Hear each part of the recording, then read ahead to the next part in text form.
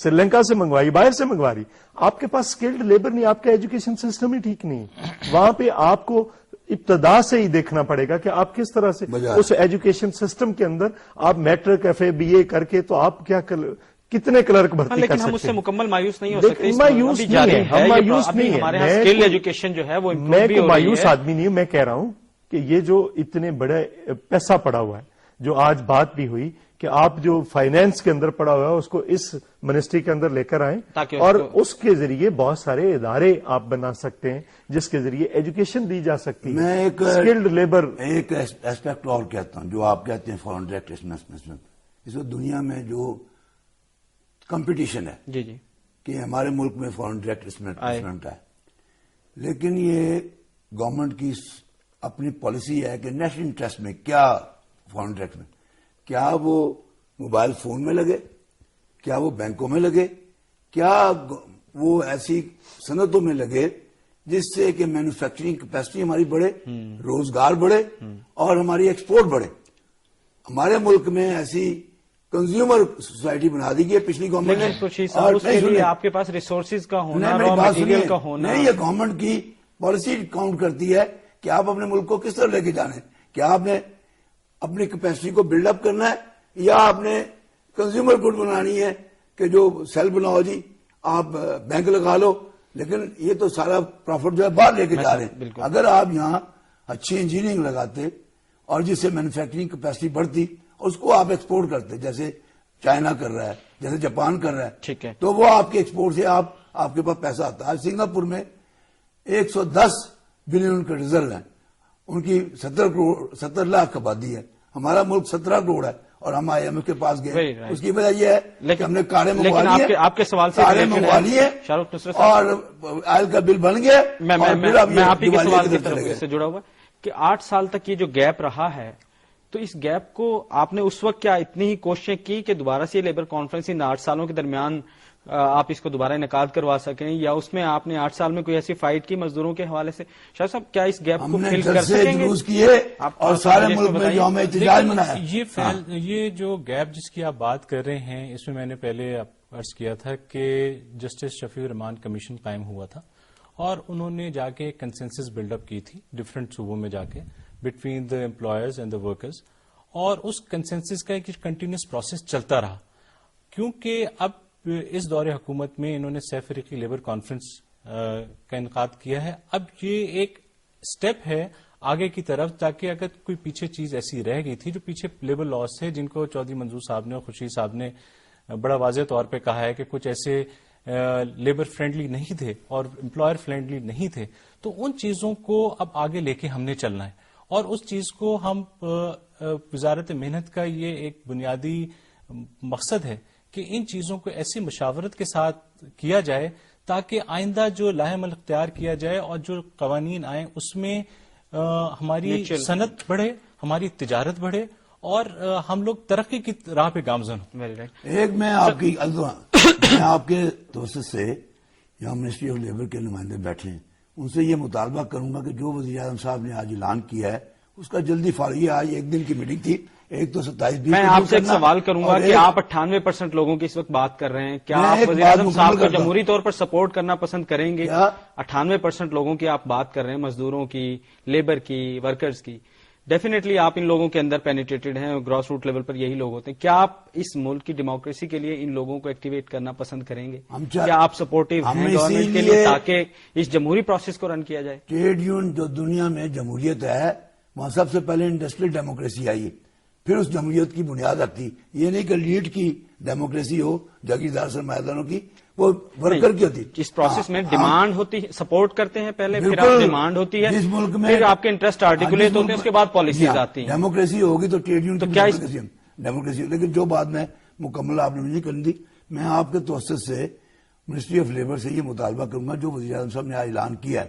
Number 1 تو جو worker retire ہو جائیں صنعتی، ان کو بڑھاپے میں مفت طبی علاج ان کے بچوں کو ملے گا. اور دوسرے انہوں نے کہا بجٹ کے موقع میں ہم تمام سٹیک ہولڈر کو، وما ورکر کو بھی مشورہ کریں گے، صنعتکاروں کو نہیں کریں گے. اور تیسری انہوں نے کہا ہے جو کولے کے مزدور شہید ہوئے تھے ان کا 5 لاکھ ہوگا.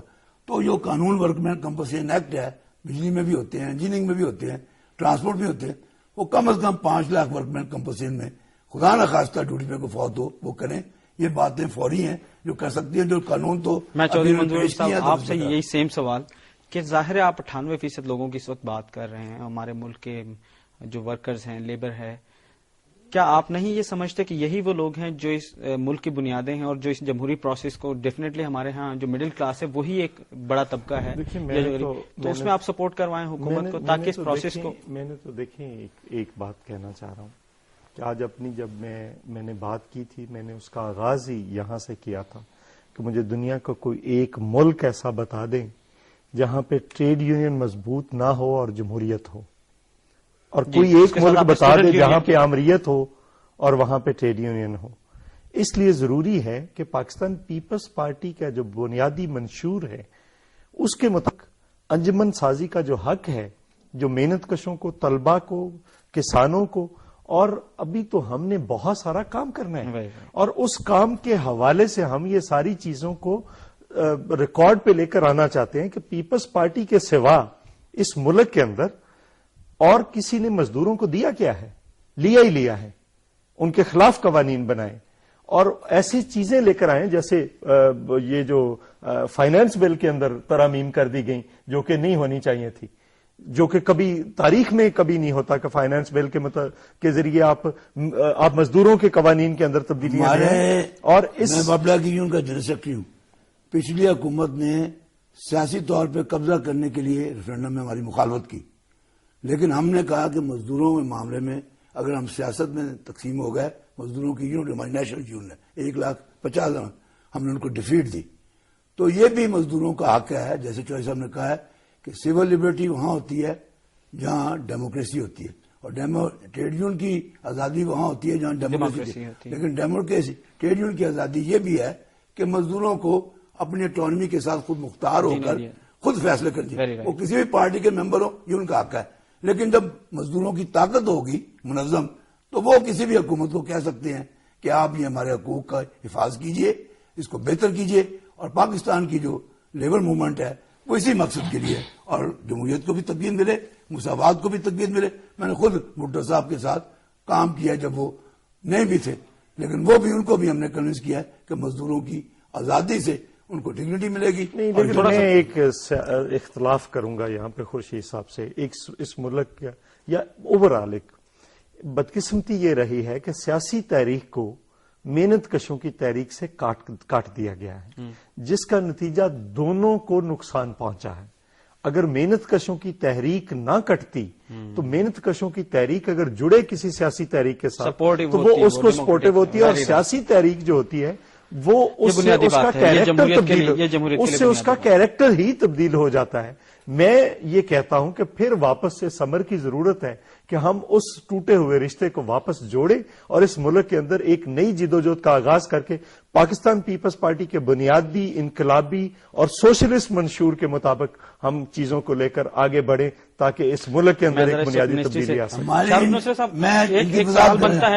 ٹریڈ یونین موومنٹ جو پروگریسو لیبر جو پولیٹیکل پارٹیز ہیں ان کی سپورٹ کرتی ہے اور ان کے لیے جو ہے حمایت کرتی ہیں, لیکن ٹریڈ یونین کو بالکل سیاسی جماعت کا ایک حصہ ہیں, وہ ان کے ہینچ مین بن جاتے ہیں, اور پھر مزدوروں کے کارخانوں میں تقسیم ہو گئی ہے. ایم کیو ایم کی آدمی ہیں, یہ جماعت اسلامی کے آدمی ہیں, یہ پیپل پارٹی کے, وہاں پھر صنعتی عمل نہیں رہے گا. جب وہ جائیں ووٹ ڈالیں پارٹی کے جلسے میں شامل ہوں, جو پروگریسو پیپل پارٹی ہے اس کو ووٹ دیں, لیکن مزدوروں کو متحد رہنے دیں تاکہ وہ بات کریں. ایک چھوٹا سا, چونکہ اس وقت 7700 ملازمین پچھلے بحال کیے گئے جو 96 اور 98 میں جن کو ریموو کیا گیا تھا, اور ابھی بھی لیبر کے حوالے سے جو بات ہو رہی ہے, کہیں اس میں کوئی ایسے تو نہیں کہ کئی پارٹی کے صرف ورکرز کو اس میں انوالو کیا جا رہا ہو, یا ماورائے پارٹیز آپ منسٹری جو ہے وہ سب کے لیے برابر ہی تمام, کسی پارٹی سے بھی تعلق ہو, کسی مزدور کا یا ورکر کا, آپ ان چیزوں کو سامنے نہیں رکھتے؟ نہیں, آپ اس آرڈیننس کو دیکھیں, وہ تو بڑا براڈ اسپیکٹرم آرڈیننس آیا ہے جس میں سب کو بحالی کا آرڈرز ہیں کہ وہ بحال کریں. تو اس میں ایسی پارٹی کی کوئی ایسا تعلق نہیں ہے. بیسیکلی اٹ از ان لوگوں کے لیے ہے جو کہ جن کو کسی وجہ سے نکال دیا گیا تھا اور ان کو بحال کیا جا رہا ہے. تو اس میں کوئی ایسی ڈفرینسیشن نہیں کی گئی کہ جناب اس کو رکھنا ہے اور اس کو نہیں رکھنا اور اس کو نکال دینا ہے، اس کو اتنا پیسہ دینا ہے، ایسی کوئی چیز میں بلکہ اس آرڈیننس سے تھوڑا آگے جانا چاہتا ہوں.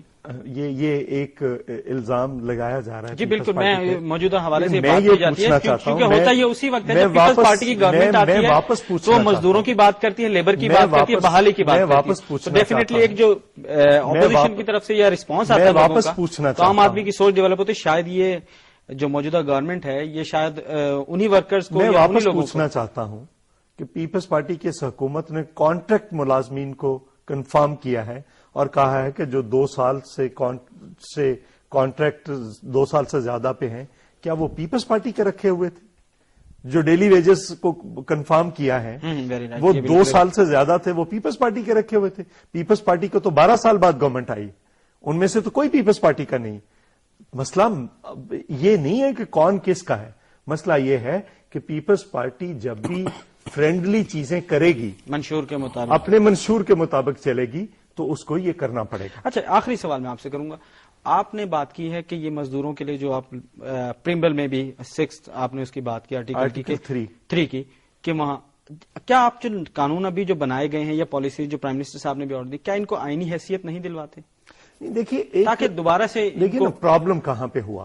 یہ جو جتنے قوانین آئے، جو 17ویں ترمیم آئی تو اس کے اندر ان کو تحفظ دے دیا گیا، اور اب ہم کیا کر رہے ہیں، ایک ایک کر کے وہ سارے قوانین واپس لے رہے ہیں اور پھر دیکھیں گے کہ جس طرح سے آرٹیکل 17C ہے اور پھر آرٹیکل 3 جو ہے، میں کہتا ہوں کہ اس ملک کے کبھی اس کا ذکر نہیں ہوتا. آرٹیکل 6 کا ذکر ہوتا ہے، آرٹیکلز بڑے ذکر ہوتے ہیں، لیکن آرٹیکل 3 جو تھا وہ ذوالفقار علی بھٹو شہید، اور میں اس میں کریڈٹ دوں گا شیخ رشید صاحب کو کہ ان کی کاوش تھی جنہوں نے اس آرٹیکل کو کہ ایلیمینیشن آف دا ایکسپلائٹیشن، تاکہ اس ملک میں ایکسپلائٹیشن کا خاتمہ کر دیا جائے.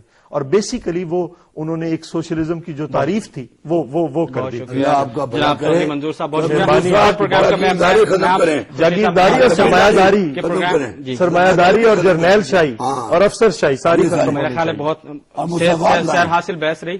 میں شکریہ ادا کروں گا جناب چودھری منظور صاحب کا، جناب خورشید صاحب کا اور جناب شاہ رخ نصرت صاحب کا.